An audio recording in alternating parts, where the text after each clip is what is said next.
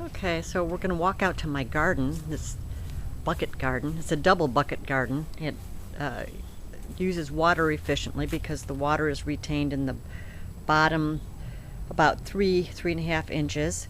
The second bucket sits on top and has a wick that goes down into that water that's like 3 inches down, and then it wicks it up, and it's always being maintained in the amount of liquid it needs.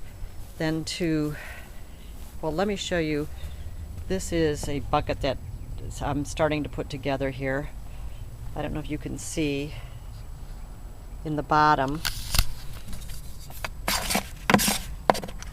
There's a bunch of holes that you punch in the bottom, and then you create a large hole in the middle there where you put a cup that wicks down, that goes all the way down into the bucket, and then the water wicks up through there. And then when you water you water through this PVC pipe that sticks above the bucket and goes down into the bottom.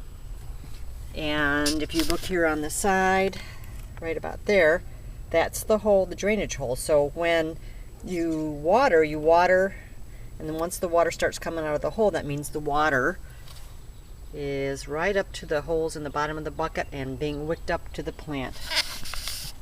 And here I have some plum tomatoes. They're already blooming. And this was a tiny little plant last week, and now it's just thriving. Here's my celebrity tomato plant, and I had to replace it because that first one I planted, I don't know what I did, but I damaged it somehow and it all wilted and died. And then here's my basil. I have two things in this bucket. Basil and parading onions, whatever they are, but I'm sure they're going to be delicious. And then I have a sweet pepper and hot pepper plant. And that's my bucket garden. And I love it. It's so much fun. Uses just a little bit of water. Here's the hose. I just turn that on and add it to the white pipe each day or two, and it's doing fabulous. I don't know why this bucket looks like it's leaking, but I don't get it. Oh well. It's my bucket garden.